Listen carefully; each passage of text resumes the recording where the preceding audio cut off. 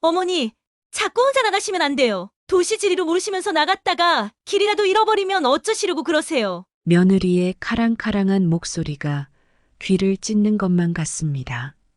어머니, 그런 음식 드시면 건강이 안 좋아져요. 이런 거 드시지 말라고 제가 그랬잖아요. 제가 드리는 것만 드시라니까요. 입이 심심해서 고구마나 하나 먹을까 했는데 고구마를 향해 뻗은 손이 무색하게 며느리는 접시를 냉큼 치워버렸습니다. 내가 먹고 싶은 음식도 마음대로 못 먹고 혼자 나가서 바람이라도 좀 쐬고 싶은데 나갈 때마다 허락을 받고 나가라니 대체 이게 사람 사는 삶인가? 숨이 막혀옵니다. 며느리 눈치 보느라 먹고 싶은 것도 제대로 먹을 수가 없었습니다. 엄마, 할머니가 이상한 거 먹어. 배가 고파서 몰래 밖에 나갔다가 사온 떡을 하나 까먹었는데 손주 녀석이 그걸 보고 냉큼 며느리한테 이르는 겁니다. 예쁘게만 보였던 손주 녀석도 이럴 때는 꼬집고 싶을 만큼 얄미웠습니다. 그 말에 며느리가 득달같이 달려와서 잔소리 폭격을 퍼부었습니다. 아니, 어머니, 이런 거 드시면 혈당 올라서 당뇨에 안 좋다고 말씀드렸잖아요. 당뇨 심해지면 어쩌시려고 그러세요. 드시고 싶어도 참으셔야죠. 며느리는 시애미를 돌본다는 명목으로 당당하기 그지없습니다. 할머니는 천하의 죄인이 되어 입에 넣은 떡이 목으로 넘어가질 않았습니다. 이대로 내가 그냥 목이 막혀서 죽어버렸으면 좋겠다. 그렇게 생각했습니다. 사실 할머니 며느리는 남들이 보기에는 천하에 없는 좋은 며느리였어요. 요즘 세상에 드물게 시어머니를 모시고 살며 삼시세끼 밥도 해주고 건강까지 챙기니까요. 그런데 그 좋은 며느리는 할머니를 말려 죽이고 있었습니다. 할머니는 깨달았어요. 세상 제일 무서운 며느리가 좋은 며느리로구나. 자신을 위한다는 명목으로 모든 것을 통제하고 차단하는 며느리는 공산당 독재자보다 더 무서웠습니다. 좋은 며느리라는 완장을 찬 며느리를 도저히 할머니는 이길 방법이 없었습니다. 언제나 할머니를 위한다는 이유로 할머니는 며느리에게 말 한마디 대꾸를 할 수조차 없었습니다. 며느리로부터 도망을 칠 수도 없었습니다. 그야말로 도간에 든 쥐신새로 주는 것만 먹고 허락된 것만 하고 살아야 했어요. 어쩌다 내가 이런 처지가 되었지. 할머니는 참담하기만 했습니다. 이 이야기는 양평에 사는 박예래 할머니의 사연이랍니다. 할머니는 사실 전혀 부족함이 없이 살던 분이었어요. 몇 년 전 암 투병을 하던 남편을 미리 보냈지만 할머니는 씩씩하게 혼자 잘 생활하던 분이었습니다. 할머니에게는 4명의 자녀가 있었어요. 모두 서울에 직장을 다니고 결혼도 해서 잘 살고 있었습니다. 명절 때마다 북적북적 한자리에 모여 손주 손녀 재롱을 보는 낙에 살던 박예래 할머니. 작은 밭에 농사를 지으며 소일거리 삼아 나름대로 분주하게 살고 있는 할머니였어요. 엄마가 걱정된다며 어느 날 자식들은 병원에 모시고 가서 이런저런 검사를 받게 한 거예요.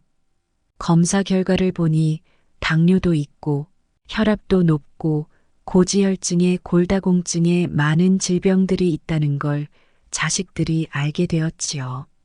사실 할머니는 당연하다고 생각하셨어요. 나이가 70이 넘어 곧 80을 바라보는데 안 아픈 게 이상한 거 아닌가 그렇게 생각하셨지요. 할머니는 대수롭지 않게 여기셨지요. 이대로 살다 내 집에서 편히 죽으면 그만이지. 그게 할머니의 속마음이었습니다. 난 그냥 이대로 살다 죽으련다. 할머니는 말씀하셨죠. 자식들에게 내 걱정은 하지 말라는 뜻에서요. 그런데 자식들 생각은 달랐어요. 장남은 대뜸 자신이 어머니를 모시겠다며 당장 집으로 오시라고 독촉을 했습니다. 저놈이 땅을 지가 받으려고 저러나? 할머니는 생각했지요. 할머니는 주변에서 유산 문제로 다투는 일들을 많이 보셨어요. 난 내가 다 쓰고 죽을란다. 평소 그렇게 생각한 할머니였어요. 어차피 돈 쓸 일도 별로 없었고, 나라에서 나오는 연금하고 농사로 얻은 소득으로 할머니가 혼자 살기에 충분했습니다. 자식들한테 손 안 벌리고도 할머니는 잘 살 자신이 있었어요. 난 내 집에서 죽는 날까지 농사를 지으며 살겠다고 할머니는 손사래를 쳤습니다. 하지만 아들 내외는 막무가내였어요. 어머니, 연세도 있으시고 다치시기라도 하면 어쩌려고 그러세요? 이제 저희가 책임지고 모실게요. 아들은 고집을 꺾지 않았습니다. 아들 고집을 잘 아는 할머니는 내키지 않았지만 어쩔 수 없이 장남의 집으로 거처를 옮길 수밖에 없었어요. 왠지 발걸음이 떨어지지 않고 뭔가 잘못하는 것 같다는 느낌을 떨칠 수가 없었습니다. 하지만 워낙 아들 내외가 강경하게 나오는 바람에 할머니는 어쩔 수 없이 자식들 뜻에 따르기로 했어요. 그래. 자식하고 한번 살아보는 것도 나쁘지 않겠지. 그렇게 할머니는 애써 불안한 마음을 달랬습니다. 아들 내외는 서울에 살고 있었어요. 보기만 해도 숨이 막히는 고층 아파트 단지였습니다. 할머니는 몇 차례 아들 집에 방문한 적이 있었지만 그때마다 이런 데서 대체 사람이 어떻게 사나 그런 생각을 했었어요. 이제 그 숨막히는 아파트가 할머니의 집이 된 것입니다. 아파트 생활은 할머니 상상 이상으로 힘들었어요. 낡고 허름했어도 시골에서 할머니는 마음대로 나갔다 들어올 수 있었지만 아파트는 그렇지 않았습니다. 밖에 나갈 때에도 며느리 허락을 받고 나가야 했어요. 어머니, 함부로 혼자 나가시면 안 돼요. 꼭 저한테 말씀하시고 나가세요. 지나치게 할머니를 걱정한 아들과 며느리 때문이었지요. 처음에 그냥 바쁜 며느리를 방해하지 않으려고 조용히 나간 적이 있었어요. 나갔다가 동네 떡집에서 떡도 사고 동네 마트 구경도 하고 재미있게 시간을 보냈던 할머니는 헐레벌떡 뛰어나와 사색이 된 며느리를 보고 어리둥절했습니다. 어머니, 대체 말도 없이 갑자기 나오시면 어떡해요? 제가 얼마나 놀랐는지 아세요? 며느리는 엄청 화를 냈어요. 그저 동네 구경을 좀 한 것뿐인데 이게 그렇게나 화를 낼 일인가. 할머니는 이해가 가질 않았습니다. 평소에 워낙 홀로 자유롭게 살았던 할머니였으니까요. 며느리는 그러더니 할머니가 손에 들고 있던 떡, 사이다, 요구르트 등을 모조리 빼앗아 갔어요. 이런 거 드시면 안 돼요. 이게 다 얼마나 어머니 건강에 안 좋은 건 줄 아세요? 할머니는 마치 엄마한테 혼나는 어린아이가 된 것만 같았습니다. 아니, 내가 내 돈으로 내가 먹고 싶은 것도 못 사니? 할머니는 이렇게 말하고 싶었어요. 너무 기가 막혀 차마 말문이 떨어지지 않던 찰나에 그 마음을 미리 읽은 며느리는 속사포처럼 쏘아대듯 할머니에게 잔소리를 퍼부었습니다. 어머니, 당뇨에 고지혈증 있으시잖아요. 이런 거 조심하지 않으시면 진짜 큰일 난다고요. 이제 몸에 좋은 것만 챙겨 드셔도 부족한데 이런 거 막 사서 드시고 하면 안 돼요. 며느리 말은 하나도 틀린 게 없었습니다. 지당하고 또 지당한 며느리 이야기에 할머니는 한마디도 반박을 못했어요. 며느리가 내 걱정이 많구나. 할머니는 그렇게 생각하고는 그냥 알았다고만 하셨습니다. 그래. 내가 아들 며느리 집에 들어와 살게 되었는데 그런 주제에 신경 쓰이게 하면 안 되겠구나. 할머니는 그렇게 자신의 행동이 잘못되었다고 생각했습니다. 그리고 며느리가 신경 쓰지 않도록 행동 거지를 조심했어요. 나가도 되니? 잠깐 요 앞에 마트만 다녀오마. 잠깐 바람 좀 쏘이러 아파트 공원 한 바퀴만 돌고 오마. 늘 며느리 허락을 받고 외출을 하곤 했습니다. 밖에 나가서 보니 다른 노인들은 버스를 타고 어딘가 다녀오기도 하고 카페 같은 곳에서 음료수를 사 먹기도 했습니다. 3, 4, 5 모여서 어디론가 다녀오기도 했고요. 저 노인들도 다 자식들 허락을 받고 다니는 걸까? 할머니는 그런 것이 궁금했지요. 도시 생활은 할머니가 적응하기에 쉬운 환경이 아니었어요. 할머니는 버스를 어떻게 타는지, 어디에 무엇이 있는지 하나도 몰랐고, 혼자서 해결할 수 있는 일들이 도시에서는 거의 없었으니까요. 시골에서야 눈을 감고도 다닐 수 있는 곳들이 많았지만 아들 집은 전혀 달랐습니다. 하루아침에 바보가 된 것만 같았어요. 그것도 매일 엄마한테 혼나는 그런 바보 같은 아이가 된 것만 같은 심정이었습니다. 할머니는 나날이 우울해져 갔어요. 건강을 핑계로 며느리는 먹을 것도 엄격히 제한을 했어요. 깐깐한 완벽주의자에 가까웠던 며느리는 마치 어린 자녀를 훈육하는 것과 똑같이 할머니를 관리했습니다. 어머니, 제가 시키는 대로만 하세요. 할머니가 뭔가 실수를 하면 손주가 혼나는 것처럼 할머니도 혼났습니다. 어머니, 제가 그렇게 하지 말라고 했잖아요. 왜 제 말을 안 들으세요? 며느리가 주는 밥만으로 너무 허기가 져서 몰래 간식을 먹으면 마치 손주가 야단 맞는 것처럼 할머니도 며느리한테 야단을 맞았어요. 어머니, 이런 것 좀 드시지 말라니까요. 일찍 돌아가시고 싶으세요? 학교도 안 들어간 어린 손주 보기에 민망했던 적이 한두 번이 아니랍니다.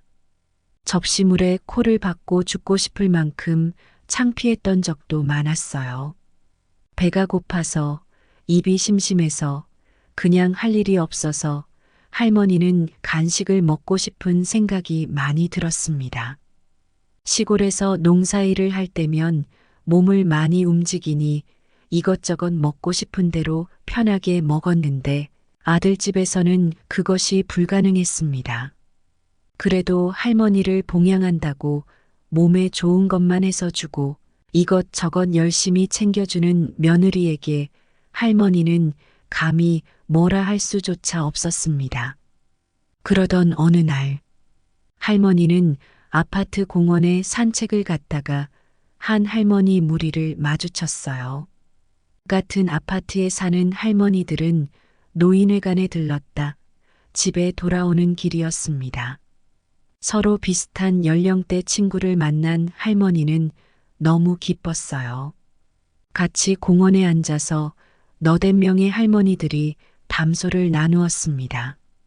그리고 할머니들이 꺼내준 간식도 나눠 먹었어요.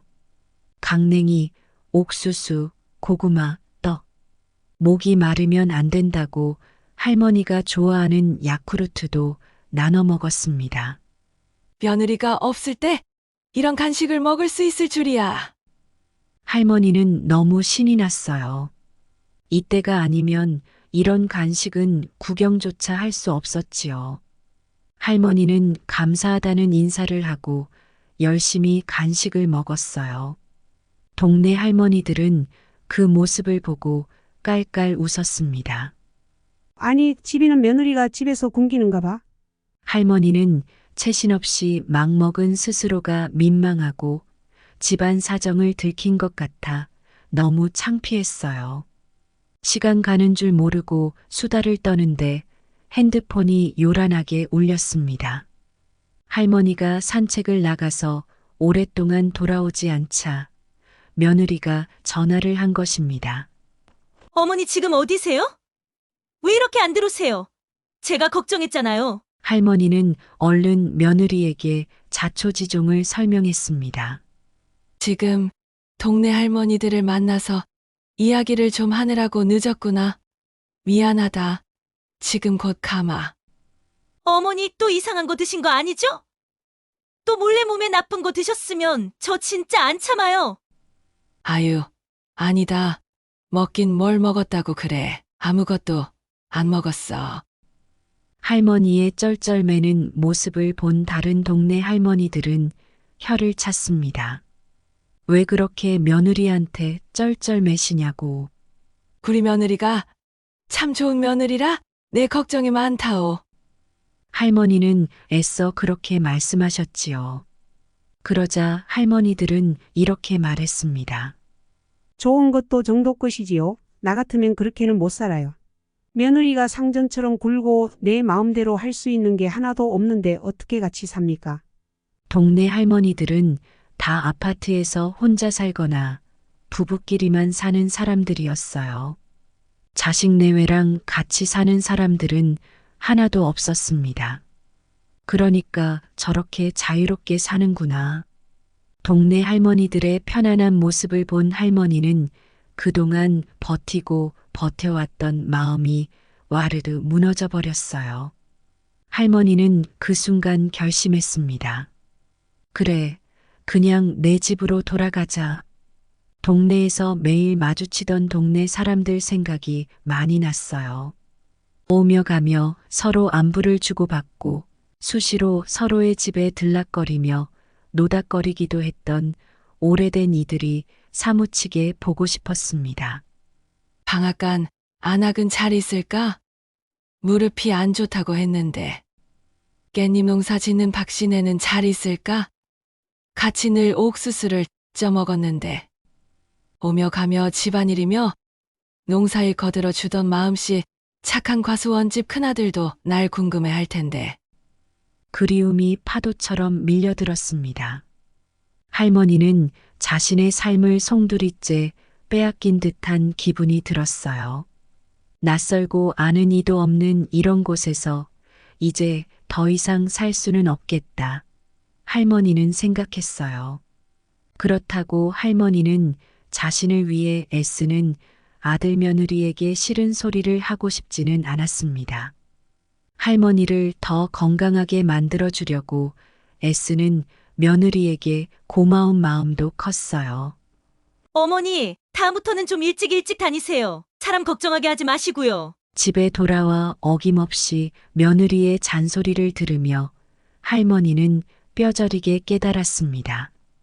이렇게 사는 건 사는 것이 아니었습니다. 할머니는 평생을 누구에게 패끼치거나 의지해서 살지 않았습니다. 남편을 떠나보낸 후에도 씩씩하게 혼자 잘 살아왔었지요.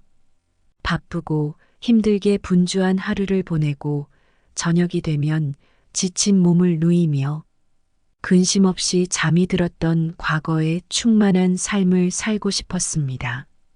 할머니는 늙고 병약한 노인이 되었어도 그 생각은 여전했습니다. 할머니는 잔소리를 퍼붓는 며느리에게 말했어요. 이제 나 다시 시골집으로 돌아가련다. 며느리는 펄펄 뛰었습니다. 이제 몸도 성치 않으시고 치매라도 오면 어쩌려고 하세요? 하지만 할머니는 뜻을 굽히지 않았습니다. 내가 진짜 치매에 걸려서 여의가 누군지 알아보지도 못하게 되거든. 그때 날 너희 마음대로 하거라. 할머니는 그렇게 말씀하시고 그 길로 다시 시골집으로 돌아왔습니다. 그리고 평생 그러했듯이 다시 농사일을 시작하고 혼자 집안일을 하고 아무 때나 동네를 휘젓고 다니는 생활을 하셨습니다. 할머니는 스스로를 환자라 생각하지 않았어요. 스스로 할 수 있을 때까지 혼자 편하게 살겠다. 할머니는 자신이 여전히 많은 일을 할 수 있는 사람이라 생각했습니다. 아들 내외는 할머니의 뜻을 결국 꺾지 못했습니다. 할머니는 자신의 삶이 이토록 귀중한 것이었는지를 새삼 깨달았어요. 초라하고 낡은 집에서 혼자 사는 자유로운 시간들이 세상 귀하고 또 귀했습니다. 할머니는 소망합니다. 죽는 날까지 매일 일하고 마지막에는 고단한 몸을 쉬게 하며 편하게 잠들기를요. 양평에서 자그마한 땅에 채소 농사를 짓는 김일의 할머니 사연 어떠셨나요? 자식들과 합가를 해서 서로 잘 지내는 경우도 있겠지만 서로 삶의 생활 방식이 너무 다른 탓에 고통을 겪고 결국 따로 살게 되는 경우도 많습니다. 자식들과 합가를 결정하기 전에 신중해야 하는 이유일 것입니다. 서로 편한 환경이 무엇인지, 생활 습관은 어떤지, 서로 존중하는 마음이 있는지 등 여러 가지를 고려해서 결정을 내려야 후회가 없을 것입니다. 오늘 이야기가 마음에 드셨다면 좋아요, 구독, 알림 설정을 부탁드립니다. 감사합니다.